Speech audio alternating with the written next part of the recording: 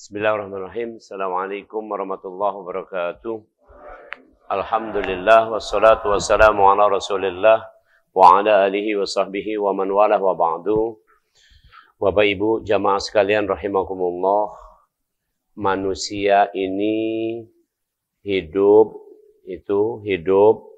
satu butuh hal-hal yang sifatnya fisik, materi, jasad. Contohnya adalah butuh makan, butuh pakaian, butuh tempat tinggal. Ini materi, ini satu. Yang kedua, manusia ini dalam hidup sesuai surat nomor 17, surat Al-Isra ayat 84. Kul kullu ya'malu ala syakilatih. Butuh gawe, butuh kerja. Entah sebagai pedagang pebisnis, entah sebagai pekebun petani, entah sebagai pegawai kantoran. Ini yang kedua, ini yang dibutuhkan. Yang ketiga, manusia ini dalam hidup ini butuh tingkah laku atau perilaku.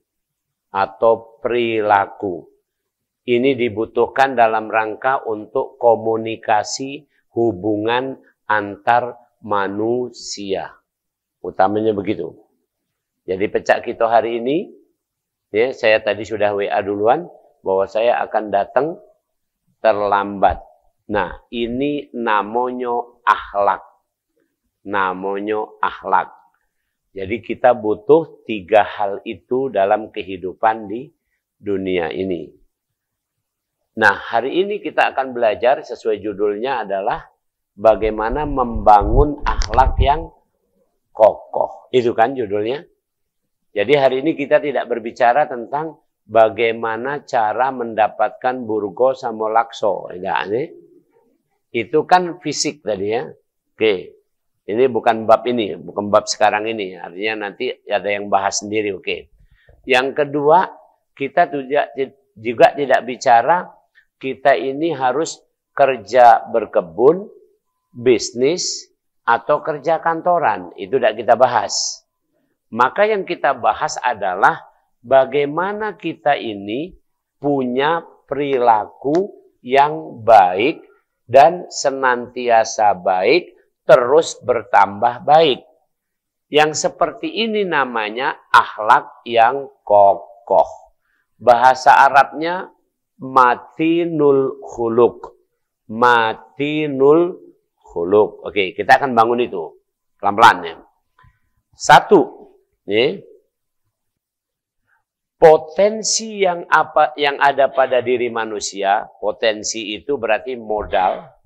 Modal yang ada dalam diri manusia itu ada 4. Modal yang ada dalam diri manusia ada 4. Ini nanti yang akan kita pakai sebagai modal supaya akhlaknya apa tadi? Akhlaknya kokoh. Yang pertama, ini saya betul-betul berikan hari ini cara yang ringkes baik tapi mendasar. Potensi pertama adalah potensi dari jasad. Badan. Oke, jasad atau badan. Oke. Jasad ini potensinya adalah untuk bergerak. Jadi itu saja, jawabannya cuma satu. Jadi kalau ingin punya akhlak yang bagus, gerakkan badan.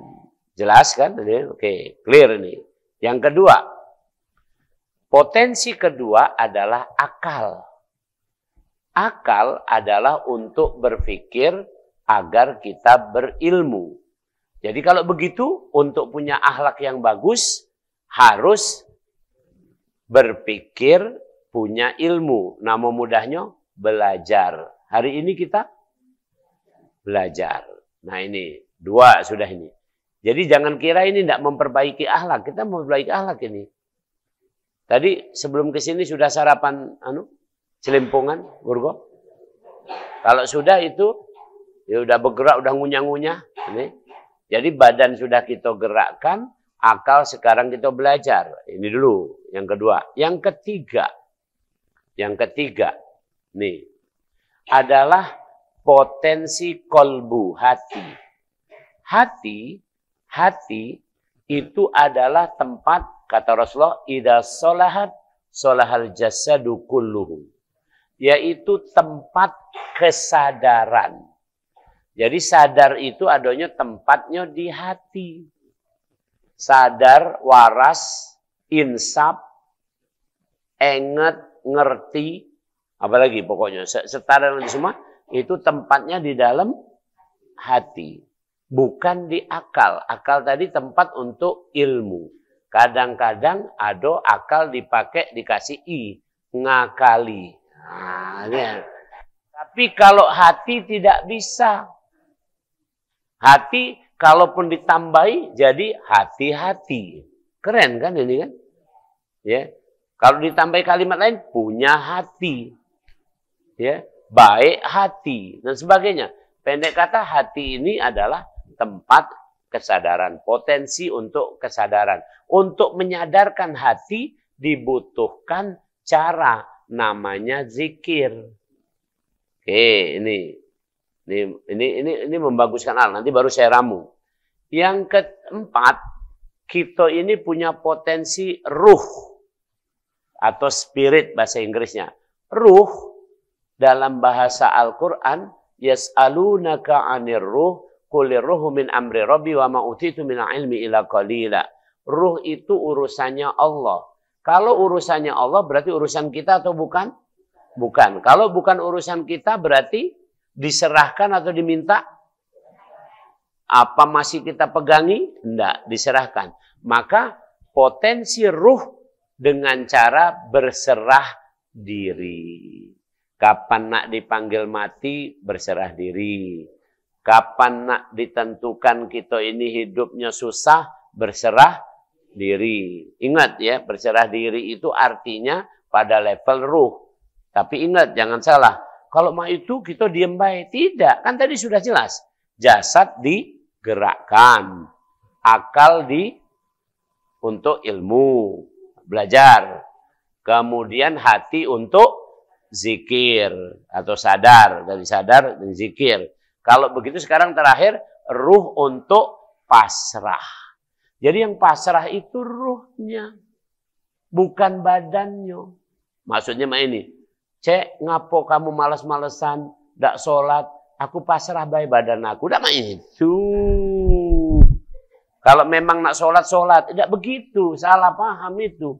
Yang pasrah adalah gini, cek, kenapa tadi sudah sholat, sekarang aku pasrah kepada Allah tentang apapun yang akan terjadi, apapun yang akan menimpaku, apapun yang akan aku peroleh, atau yang apapun akan aku kecewa, aku serahkan kepada Allah. Yang nyerah tadi apa namanya? Ruh. Paham? 4 iko itu merupakan komponen akhlak. Ulangi, 4 iko itu komponen akhlak. Ini saya pakai pelajaran dengan ilmu yang relatif saya mudahkan aja nih. Jadi kalau begitu akhlak kelihatan dari gerak. Bener gak ini? Contoh mohon maaf. Kalau sedang ma ini, itu sedang apa ya? Ya, marah atau nunjuk-nunjuk. Kalau sedang ma ini kan fisik, kelihatan kan? Jadi untuk digerakkan, beda menggerakkan ini dengan menggerakkan ini. Itu fisik. Itu bagian akhlak itu. Ya, kemudian yang kedua, akal. Contoh, dengan ilmu orang akan lebih tahu. Contoh misalnya nih ada seorang anak buah. Anak buah ini kerjaannya cuman taunya dia, misalnya taunya dia pokoknya gawe kasar. Nah, misalnya kita bos. Ada anak buah si kok lagi, tapi gaweannya pinter, akuntan, tukang nyatet duit. Nah, perhatian. Akalnya beda tak? 2 orang ini tadi. Yang pegawai tak mikir tadi sama pegawai yang mikir tadi. Sekarang aku tanya misalnya nih. Kalau yang pegawai mikir tadi, kalau korupsi, keuangan, itu kira-kira dia pakai duit yang mana? Ya kalau pajak duit yang sebesar-besarnya, dan kemudian dengan cara sebagus-bagusnya, sehebat-hebatnya. Tapi kalau yang biasa-biasa tadi, paling korupsinya apa nih? Ya paling duit yang receh atau apa yang terjingok di depan mata. Nah itulah jangkauan ilmu. Jadi makin ngerti kita ilmunya, makin halus. Contoh nih di Al-Quran. Allah memanggil Nabi Muhammad tidak pernah dengan memanggil namanya. Ini ilmu nih, ini ilmu cara manggil. Bahkan Allah memanggil kita juga bukan dengan nama gelaran yang buruk. Contoh, Allah memanggil anak-anak itu dengan bahasa yang sangat santun. Dengan bahasa yang sangat santun. Anak-anak misalnya, ya bunayya, lihat nih. Itu panggilan Allah. Itu berdasarkan ilmu.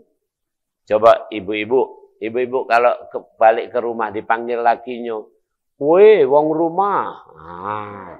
Dengan dipanggil sayangku. Beda enggak? Panggilan ini tadi muncul dari ilmu. Muncul dari ilmu. Dari belajar tadi. Ini akhlak. Sudah dua nih. Tadi akhlak yang pertama apa? Gerak. Jempol sama telunjuk kan beda. Senyum sama merengut kan beda. Itu fisik. Yang kedua akal. Panggilan yang bagus dengan panggilan yang jelek beda. Oke. Yang ketiga hati tadi, zikir tadi, sadar tadi. Wong yang sadar dengan yang tidak sadar beda ada akhlaknya. Misalnya contoh, ada orang berbuat salah, kita omongi.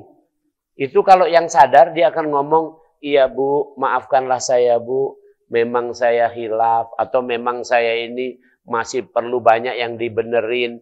Beda tidak dengan yang ngomong, salah apa aku?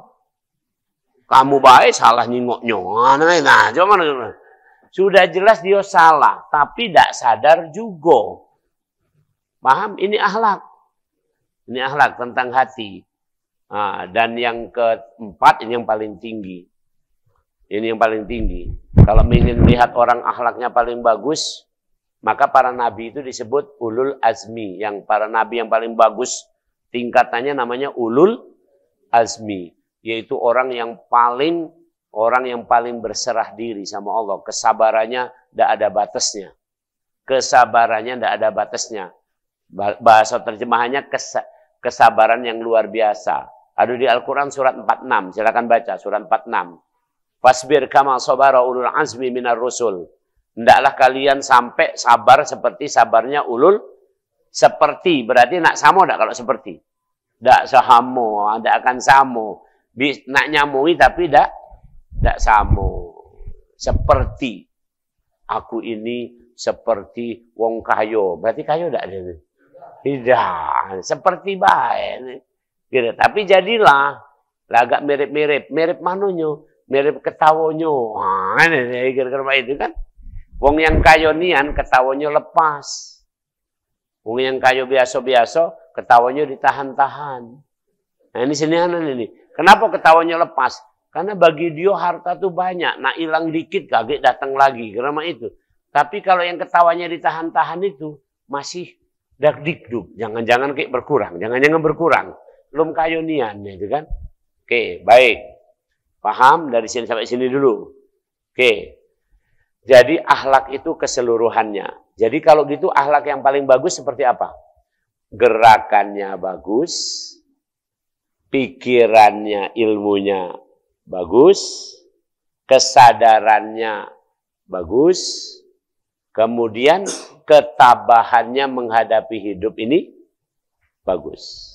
Nah, itulah akhlak yang paling tinggi. Maka kalau kita lihat contoh, ciri Nabi, ayo kita lihat ciri Nabi, ada berapa? 4. Satu apa? Sidik. Sidik itu melambangkan apa sidik? Sidik itu melambangkan hati. Hati yang lurusnya. Kemudian Amanah itu melambangkan gerak. Gerak. Jadi ada wujud nyatanya. Kemudian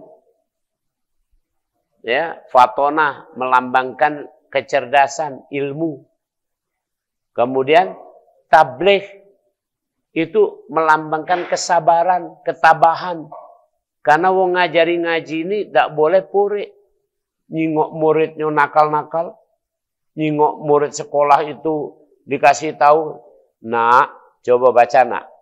A, B, A. Aba. Oke. Terus langsung anak ini nirukan. A, B, A. Mana? Ih, lolonian koni. Ada itu. Sabar. Terus didampingi. Sampai dia baca. Dulu saya masih ingat ini. Ini guyon tapi nian. Waktu saya masih kecil, ya pokoknya masih bareng-bareng ada, saya ketemu salah satu teman saya itu jeme pakar alam atau jeme lahat. Oke. Ya, itu kalau ngomong nyamuk apa? Agas. Jadi ada buku SD itu. Iwan digigit nyamuk. Itu kan Bu guru depan kelas ngomong, siapa baca yang di papan tulis ini boleh balik. Saya nunjuk, bisa baca. Iwan digigit nyamuk. Kan disuruh baca dan diajak. Iwan digigit nyamuk. Maka balik aku duluan. Tiba giliran kawan aku tadi, Iwan digigit agas. Nah. Ditanya Bu guru, agas mana? Ini agas ini kan. Berarti dia apal mulut, tidak tahu tulisan sebenarnya gara-gara. Tapi gurunya ini sabar nian. Agasnya tidak katik nak, yang ada ini N, ya, Y, A, M, U, K, nyamuk. Ini saking sabarnya ruhiyah tadi, tabah. Itu contoh yang mudah. Contoh yang rumit kita. Mohon maaf. Kita galau-galau pernah sakit tak? Itu ujian yang paling berat ruh. Berserah diri tak sama Allah? Jangan salah. Orang sakit itu mesti berserah diri. Tapi yang berserah diri itu adalah ruhnya. Jadi kira-kira ini, ya Allah, kalau kematian adalah baik untukku, maka aku mati. Kalau sehat adalah baik untukku, maka aku sehat. Itu kan doanya mah itu. Itu namanya ruh. Tapi kalau dari segi hati, sadar bahwa sakit aku ini gara-gara banyak-banyak minum narkoba. Misalnya mah itu kan. Berarti dia sadar kan ini. Kemudian dari segi ilmu, sakit ini harus berobat. Kalau misalnya sakit kutil, ke dokter kulit. Kan mah itu. Sakit jantung, ke dokter jantung. Jangan, itu ilmu namanya. Ini kan kita ilmu tidak dipakai, tidak kata akhlak. Sakit, kutil. Perginya ke dukun pijat. Nah, tidak cocok. Hanya kan, ini contoh. Jadi itu akal. Nah, kemudian gerak. Orang sakit mesti memang ada gerakan dalam hari ini dibawa ke tempat dokter dan sebagainya. Itu akhlak. Nah, sekarang kita lihat, mulailah kita bagaimana cara membangun akhlak. Sebelum sampai sana, Rasul berpesan, sudah mengatakan, innama bu'istu liutamima makarimal akhlak. Aku diutus tiada lain untuk membaguskan akhlak. Jadi membaguskan apa tadi? Gerakan, ilmu, kesadaran, kepasrahan. Empat itu. Itu komponen yang ada dalam diri kita. Ulangi.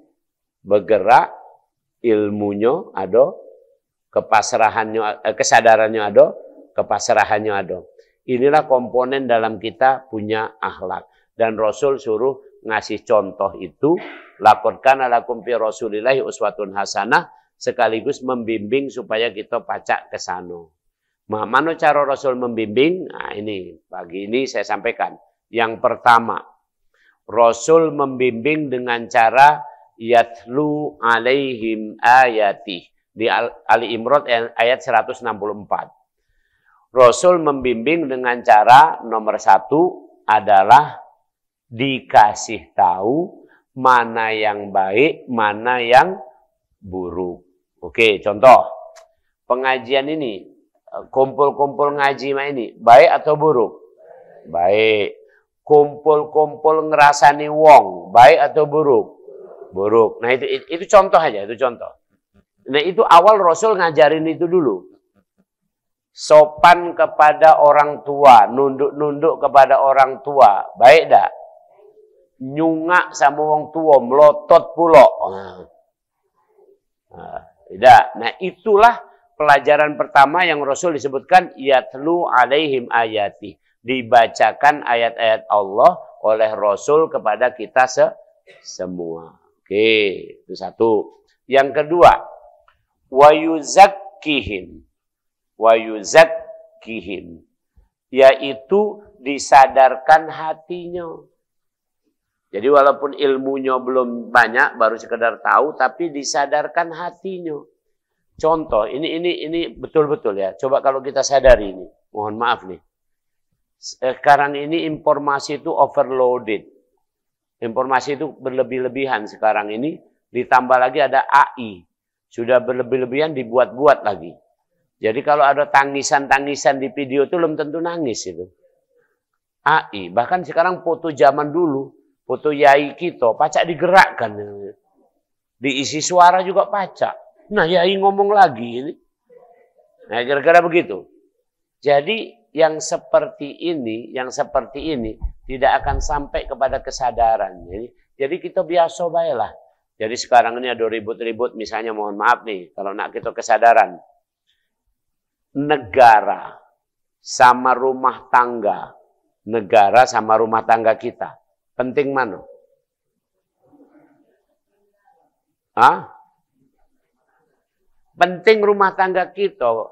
Negara itu relatif kita kate urusannya. Jadi mohon maaf nih, saya ini berlatih hati.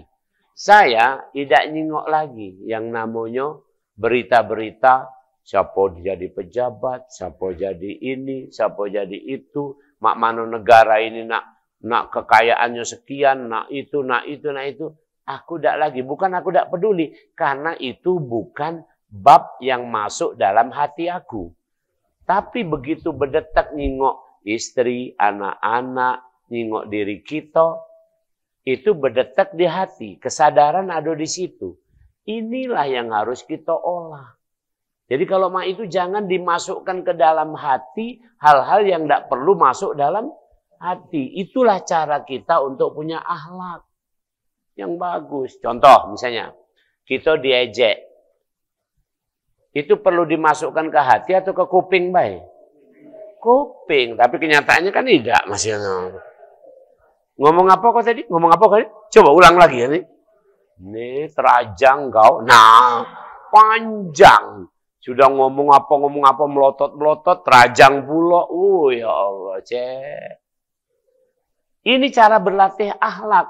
Maka Rasul diludahi juga senyum. Itu makanya Rasul itu tidak akan terlampaui akhlaknya. Di surat 68 ayat 4. Wa innaka la'ala khuluqin azim. Muhammad, engkau berada dalam akhlak yang paling tinggi. Azim itu udah paling tinggi. Pakai la'ala lagi.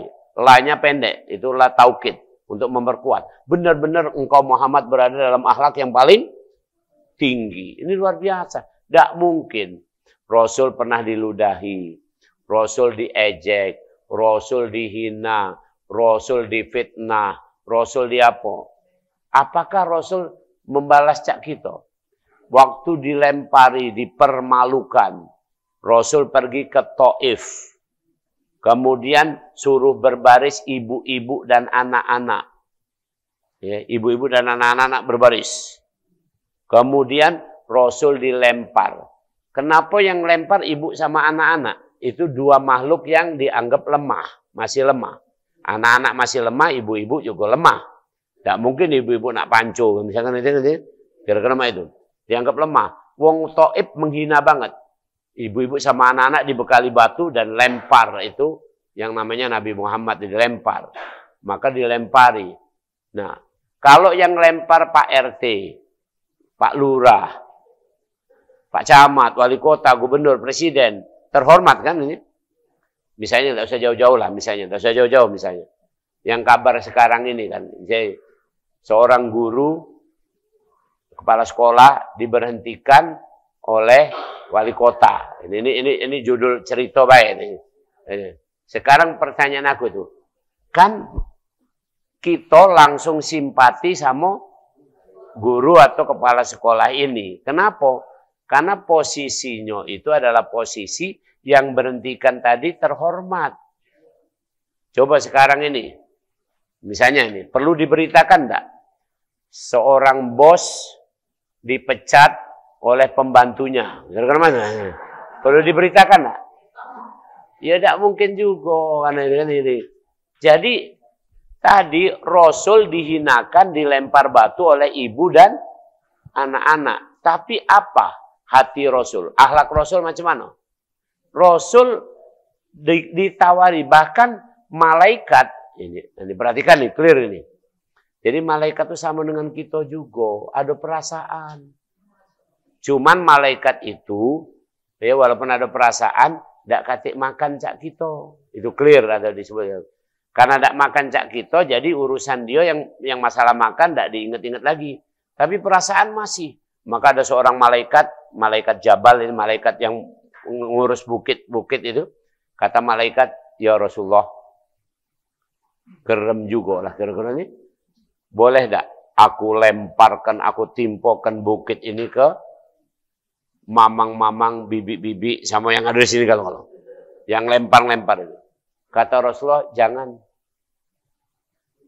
Bahkan Rasul berdoa, Allahumma hdi qaumi fa innahum la ya'lamun. Ya Allah, kasih tahu mereka ini, umatku ini. Mereka tidak tahu. Kalau mereka tahu, tidak mungkin mereka melempari aku batu. Itu akhlak Rasul. Kalau kita mak mana kira-kira? Anak kita datang dari main. Ngapo nak cak birem-birem itu nak? Langsung ngomong. Belum selesai anaknya ngomong, baru ngomong. Iyo mi, tadi itu Iwan. Oh, langsung ngembek centong.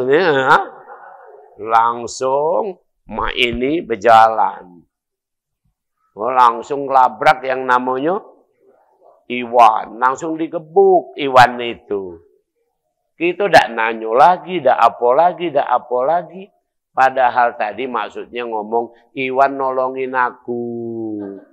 Aku tadi ketimpa besi, kemudian ditolongi Iwan. Tapi belum selesai, ibunya nyingok itu birem, Iwan tulah. Nah, ini kita. Kalau Rasul tadi, mugolala berdarah-darah dilempar, masih didoakan.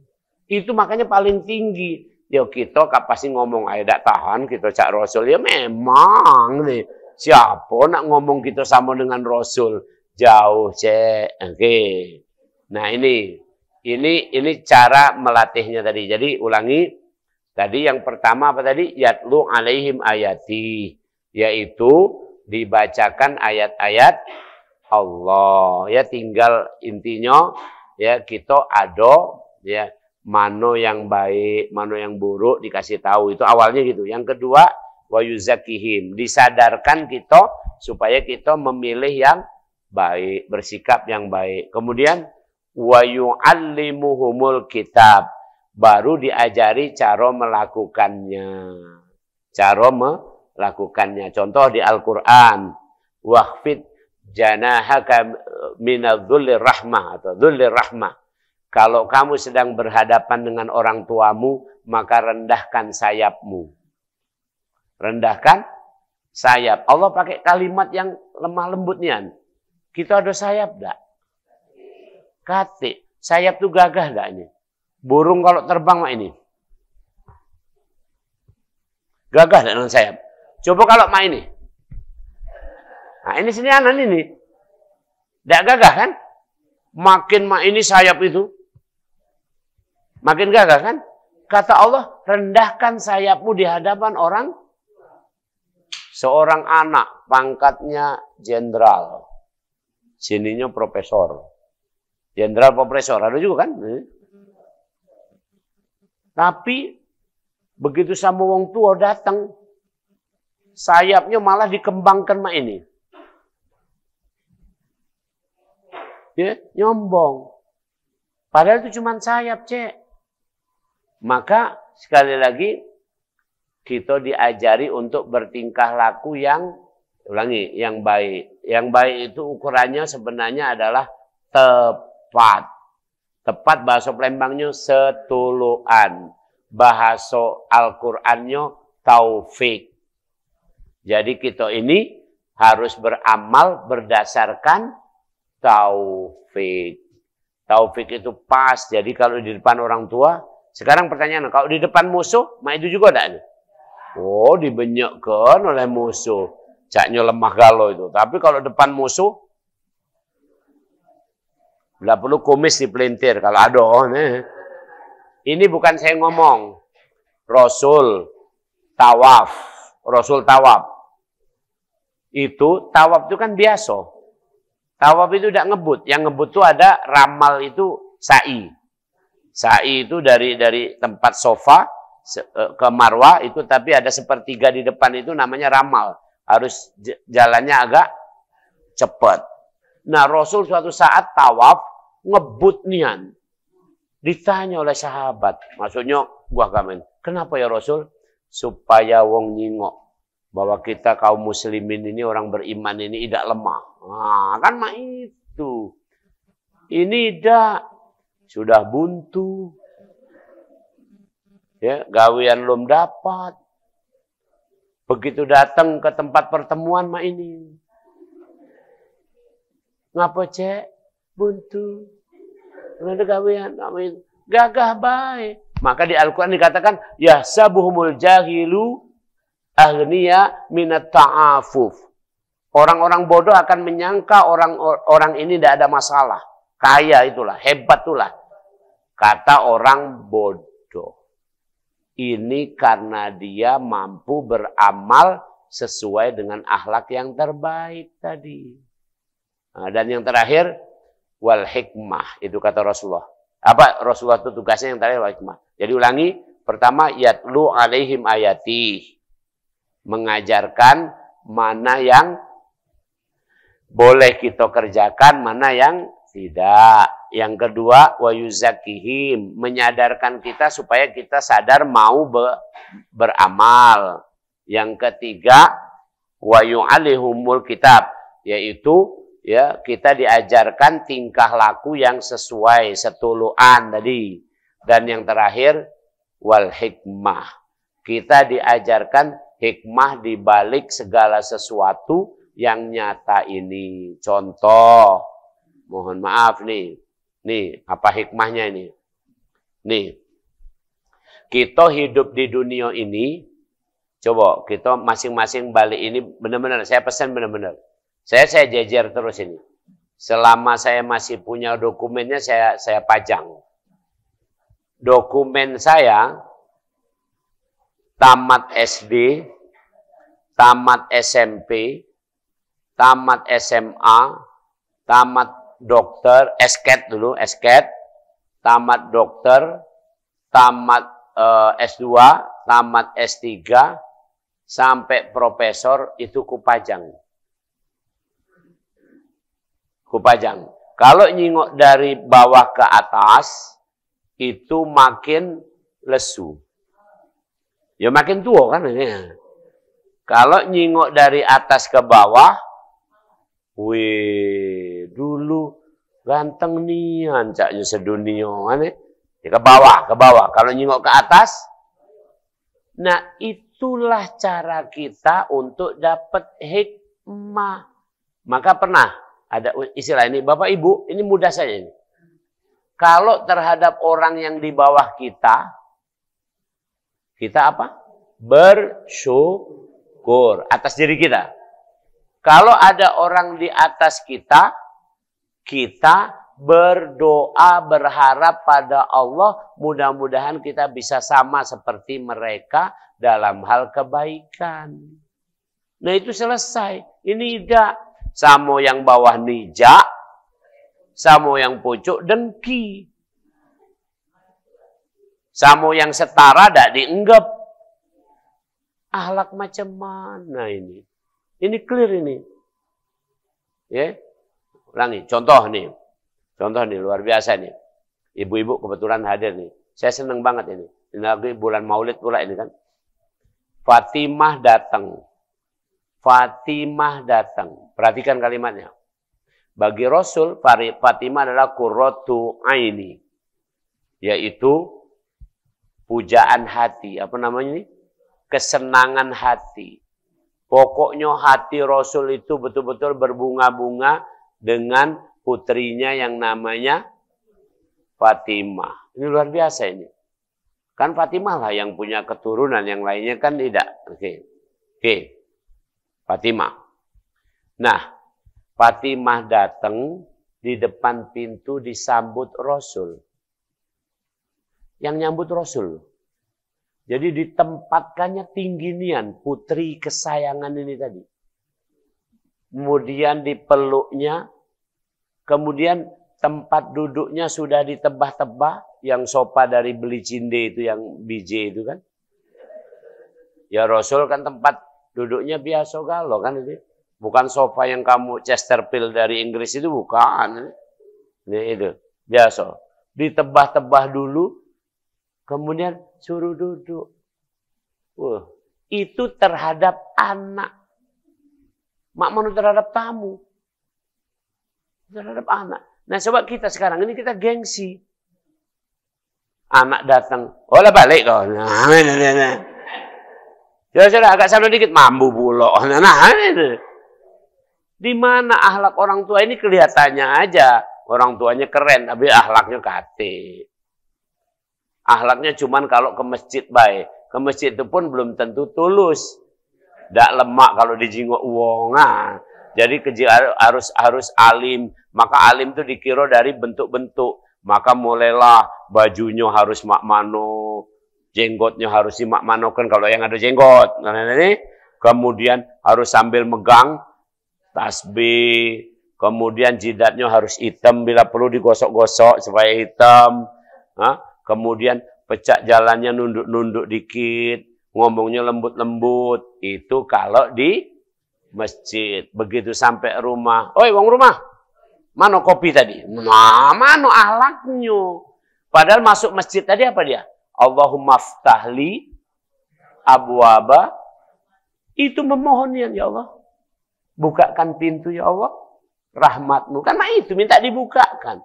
Tiba di rumah. Bukan dibuka, digedor. Itu akhlak. Paham? Nah, inilah akhlak ini sampai kokoh.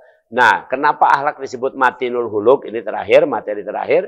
Kenapa kokoh? Artinya kalau kokoh, dipindah-pindah suasana, tetap dia akan punya akhlak yang sama. Contoh, kalau bapak ibu dikenal baik di sini, maka kita jingok. Baik tidak di tempat kondangan. Baik tidak di pasar. Baik tidak ketemu di jalan. Nah, itu kira-kira begitu. Kalau baik cuma di masjid, iyo cek. Di masjid. Baik kalau tidak baik di masjid. Ngapoi kamu ke masjid kan kira-kira itu. Nah, makanya ada istilah-istilah. Kalau ingin tahu sahabat sejati yang punya akhlak, maka lihat siapa yang ngawani pada saat susah. Benar kan? Jadi kalau kita susah masih ada yang ngawani, itu berarti sahabat yang berakhlak nih, sejati, kokoh itu. Ini dah waktu kita kayo rayo, banyak nian, pecak laler lah datang galo. Tambah pula muji-muji, cak laler itu bunyi ngung-ngung muji-muji, oh iya nian Pak, mantap nian, pokoknya katik lagi selain Bapak itu.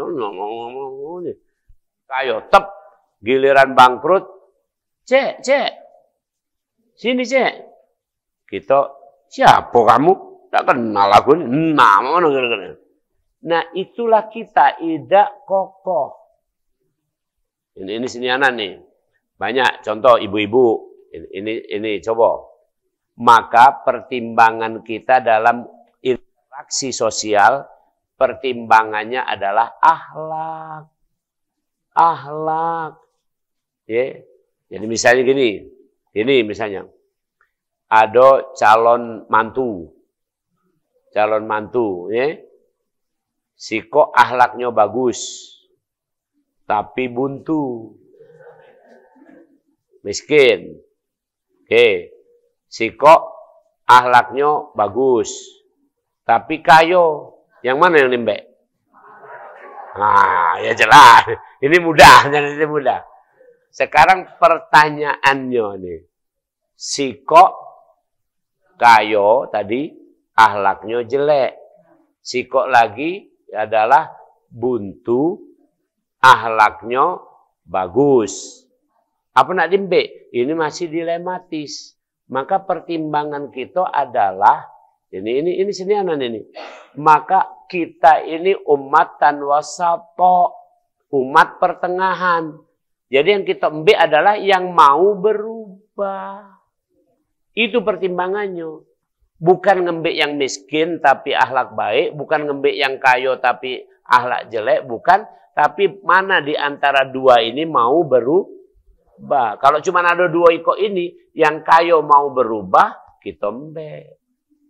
Paling tidak saro anak kita boleh mantu yang kayo dan dia mau berubah. Nah, masalahnya sekarang ini dari mana kita tahu mau berubah apa tidak? Nah, dari mana kita tahu mau berubah apa tidak? Itu ada indikasinya tadi. Yang pertama apa tadi? Gerak. Kedua ilmu. Ketiga kesadaran. Ketiga kesabaran. Ukur dari 4 iko itu tadi. Ya, kira-kira ringan tangan dak, bukan ringan tangan nempeleng ya, bukan. Maksudnya galak nak bantu dak, galak nak ini. Yang kedua, galak belajar dak ini. Punya mantu samping masjid pula tinggalnya kan. Kata mertuanya, "Nak, mantuku tersayang, mari kita ke masjid." "Pak, ke masjid itu fardu kifayah, Pak." Jadi bapak aja lah sudah. Ini nian ini. Ngerti rupanya ilmunya. Tapi kesadaran hatinya jelek nian. Itu namanya tidak galak. Okay? Menurut Imam Syafi'i, sholat di masjid itu, sholat di masjidnya fardu kifayah. Bukan sholatnya ya. Kalau sholatnya fardu ain itu. Sholat zuhur, sholat maghrib, sholat isya, asar, segala macam itu fardu ain. Tapi berjamaahnya itu fardu kifayah. Jadi kalau sudah ada pemukul beduk, azan, ditambah siko imam sholat, maka lingkungan itu tidak ke masjid juga tidak berdosa. Kan ini artinya sudah ini. Tapi ya afdolnya kita ke masjid. Nama itu kira-kira. Subhanallah. Nah jamaah, ibu-ibu, bapak-bapak rahimakumullah. Hari ini itu saja tentang bagaimana membangun akhlak yang kokoh. Saya senang kita diskusi saja. Silakan. Waalaikumsalam. Tolong camkan tadi. Saya ulangi lagi ya. Ini walaupun ilmunya itu tadi lah. Cuman memang harus diterapkan dengan bagus. Jadi ini kira-kira. Kalau soal haus, cukup kasih minum. Selesai. Jadi tidak usah diskusi lagi itu. Ngapa nak minum pula? Haus, cek. Sudah selesai. Nah. Itu soal materi itu paling mudah. Problem materi paling mudah diselesaikan. Jadi maka di masa Rasul ada orang narik gamis Rasul. Tidak sopan tuh narik gamis Rasul. Wong melotot depan Rasul tidak sopan, apalagi narik gamis. Para sahabat tuh saking hormatnya sama Rasul, ada yang ditanya, wajah Rasul macam mana? Tidak tahu. Main juga tadi. Wajah Rasul tidak tahu dia. Loh, kan kamu ketemu sama Rasul. Iya. Tapi setiap ketemu saya nunduk. Tidak berani saya menatapnya. Itu saking wibawanya Rasul. Tapi ada juga yang SKSD, sok kenal, sok akrab. Ada itu sahabat itu. Ada. Itu malah ibaratnya tuh pengen Rasul itu megang dia apa segala macam itu ada. Oke. Jadi kalau soal fisik, jangan dimasalahkan lagi. Tadi pertanyaan tentang ini bagaimana kan giat untuk katakanlah membaguskan akhlak atau menundukkan orang yang akhlaknya jelek ini tadi seperti apa. Oke. Satu, kalau soal fisik berikan saja. Jadi Rasul waktu ada orang narik gamisnya minta sedekah maka dinjuk baik. Sahabat ngerutuk. Kata sahabat dikata, "Wih, tidak sopan kamu ini." Kata Rasul, "Sudah. Kan dia cuma minta. Ah, itu Rasul mengingatkan. Kalau gitu kan pasti juga ndak ini kan apa? Ndak terima. Wong Rasul dia ngomong kan dia cuma materi. Injuk selesai, apa masalahnya? Itu kiat pertama. Sebelum kita nak nyalahkan apa setan, apa siapa, ini oke. Itu dulu satu. Kiat kedua. Nih, kalau ndak tahu harus apa? Injuk apa? Kiatnya. Injuk tahu, maka harus belajar. Jadi kalau ada orang tidak sopan, akhlaknya buruk karena tidak tahu, maka ajak ke majelis ilmu. Kalau kita nasihati langsung mungkin pecah ustadz baik padahal kamu bukan ustadz. Nah, kan tidak cocok nih. Tapi kalau diajak ke majelis ilmu dan saya ngomong misalnya di sini, apa yang terjadi? Oh, itu. Nah, karena begitu. Oke. Itu masalah ilmu. Yang ketiga, masalah hati yang keras, tidak sadar-sadar. Maka itu ajak kepada zikir. Insinianan. Ya pelan-pelan. Ya nggak langsung diajak sekali terus sudah langsung pakem gitu, tidak. Tapi dengan zikir yakin. Itu karena bukan omongan saya. Mulai dari Al-Quran dan Rasul menyebutkan lembutnya hati hanya dengan zikir. Jadi kalau walaupun dikasih duit tidak lembut hati itu. Memang ada wong yang cuman pacaknya dikasih duit. Baru tunduk. Tapi itu tunduknya tidak sampai ke hati. Tunduk badan baik. Karena duit itu kan fisik. Badan itu fisik. Jadi tunduknya tunduk duit tadi tunduk badan. Nah sama yang kedua ilmu. Kalau ada orang udah dikasih ilmu itu dikasih ilmu dia akan mikir. Oh kalau ma itu ma ini sampai situ. Tapi harus diperdalam lagi. Namanya hati tadi zikir sampai kesadaran. Kalau sudah zikir sadar. Oh iya berdasarkan ilmunya ma ini aku harus sadar ma ini. Nah, yang terakhir ini untuk butuh berserah diri, namanya berserah diri. Terserah siapa yang kita berserah diri. Kita berserah diri pada siapa? Bahasa Al-Qur'annya wa 'alallahi falyatawakkalul mu'minun.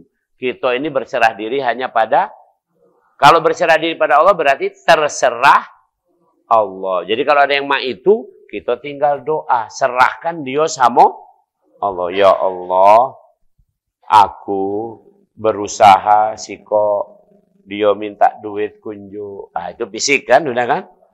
Dia tidak tahu kuajak majelis taklim ya Allah. Dia juga sudah kuajak zikir, mudah-mudahan sadar. Pecah aku juga sudah sadar ini.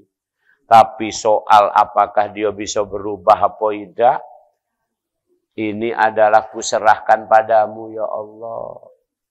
Tapi kalau harapan aku berubah, ya Allah. Itu baik ini. Itu kita. Ini clear. Ini yang didoakan Nabi Muhammad ketika Taif tadi, penduduk Taif. Malaikat aja gerem nyingok itu, tapi Nabi Muhammad mengatakan, aku berharap anak keturunan mereka jadi orang yang baik. Jadi harapannya pada anak keturunan, bayangkan ini. Karena yang ini caknya agak tipis sudah. Mana? Yang wong tua yang babit-babit ini tipis.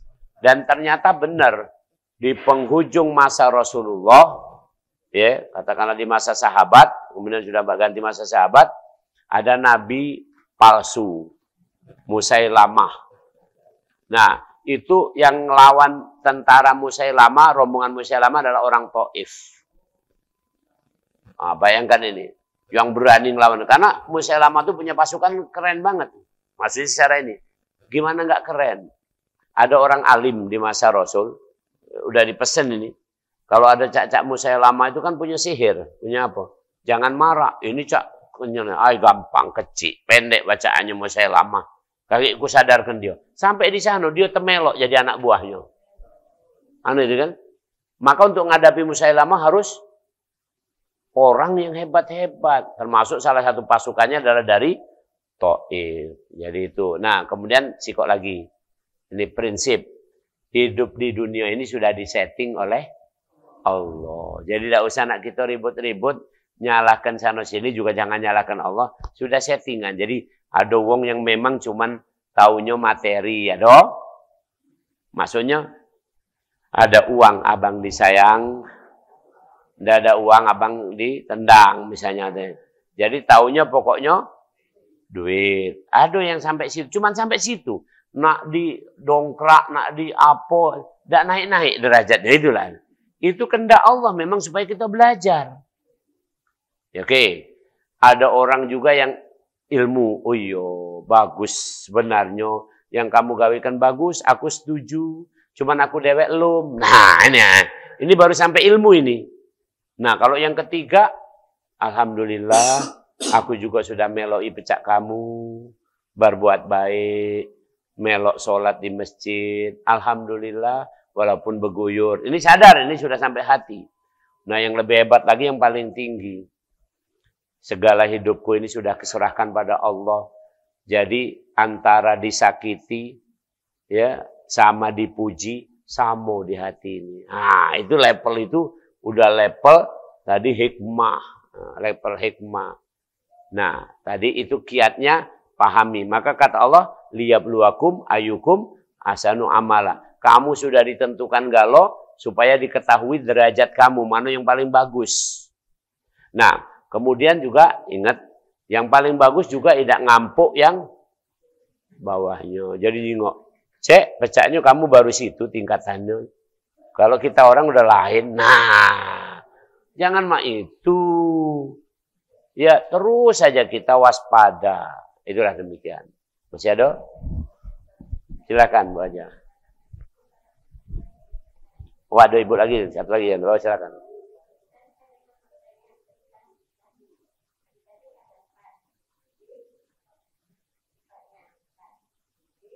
Amanah. Nah.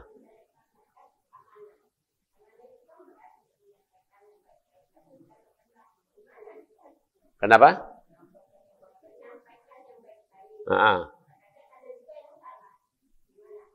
Oh, baik. Oke. Amanah itu biar mudah aja gini kira-kira nih. Apa-apa yang dititipkan itu dibalikkan lagi. Itu amanah. Ya, itu amanah.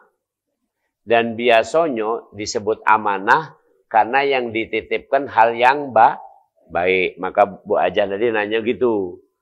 Ada orang menyampaikan amanah tapi tidak baik. Ya, ini kesalahan pada yang dititipi. Karena namanya amanah berarti menyampaikan titipan. Amanah itu adalah sifatnya titipan yang baik. Titipan yang baik. Contoh, di zaman Nabi Muhammad dititipi. Kalau ada orang nak pergi, Nabi Muhammad itu dititipi barang oleh tetanggonya. Misalnya yang emas kamu cak 3 kilo itu, kan, dititipkan. Titip. Muhammad, aku titip ya. Nah, kaget. Selesai dia balik, dibalikkan lagi. Itu namanya menyampaikan amanah. Yang kedua, yang sekarang bukan barang. Aku nitip anak ini, aku nak pergi ke pasar. Tolong dijago. Anak itu baik lah. Maksudnya benda yang baik atau ini. Beda kan? Aku nitip ulo Nah, kalau itu boleh ditolak. Ini ulo berbisa. Paling bahaya sekali cetuk, tekengkeng kamu mati. Ya, tidak usah diterima. Tapi kalau ngomong, ini anak aku. Tidak kata yang jago, sementara aku harus ke pasar, sekarang ini beli apa misalnya. Tolong titip ke tetangga. Nah, titip. Kaget dijagonian. Jangan sampai luka, segala macam tuh. Kaget uangnya balik. Itu amanah. Dalam bentuk, udah lain lagi. Bukan barang, sekedar barang. Terus ada lagi. Amanah dalam bentuk cuman kata-kata. Ya, tolong ya sampaikan salam saya kepada Pak Ahmad. Tenang baik. Begitu ketemu Pak Ahmad, siapa nak nyampaikan? Serahlah wong itu tidak tahu juga. Nah, tidak amanah itu. Tidak amanah kira-kira. Nah, jadi inilah yang mungkin ditanyakan tadi. Jadi ulangi, ada orang kalau amanah pasti baik, ingat. Kalau tidak baik bukan amanah namanya. Mohon maaf nih, dikasih narkoba, amanah bukan itu? Bukan. Kan itu kan. Tapi kalau dikasih gula, amanah. Ada tidak yang butuh gula? Masih tetap butuh gula.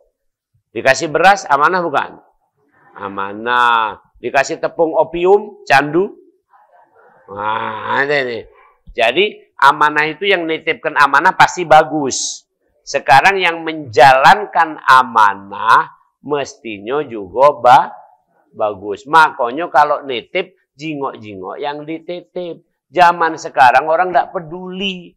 Wong lolo juga dititipi jabatan sampai tinggi-tinggi. Salah kamu dewe. Paham lah? Itu pertanyaan ibu aja ini sebenarnya kena ini aneh. Maksudnya gini, ada orang dititipi amanah tapi dilaksanakan tidak baik. Kan itu pertanyaannya. Kenapa? Karena sebenarnya bukan kapasitasnya. Kunjuk contoh mudah nih, gelas. Ini boleh dititipi berapa liter? Tidak sampai. Paling ini 180 cc. Ini gelas 180 ini aku tebakan aku ini. Kalau tidak percaya kita masukin kayak ini.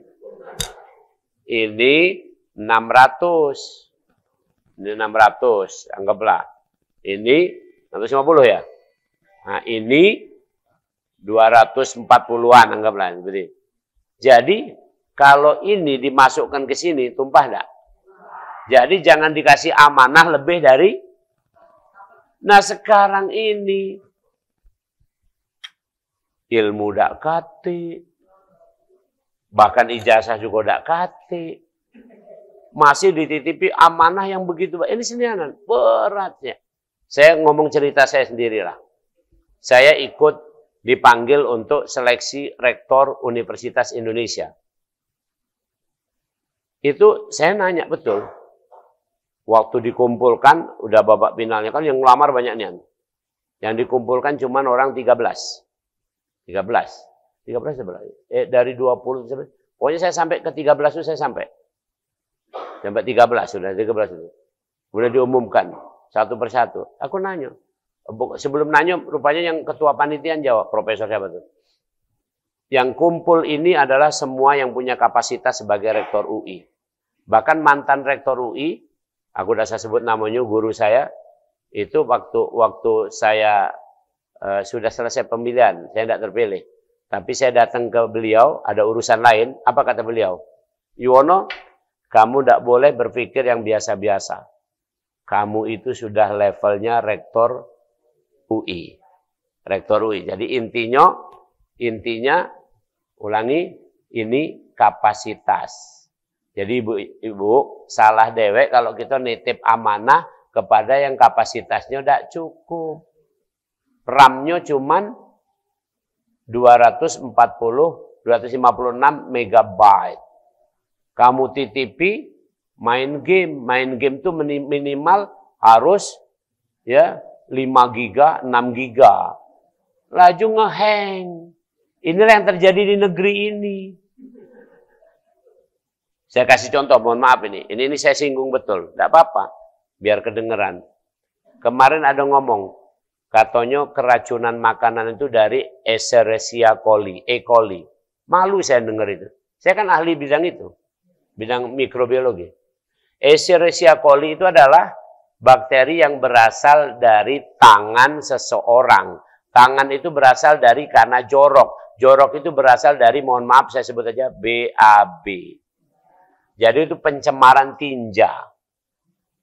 Dan itu bukan pada makanannya. Maksudnya bukan dari makanannya.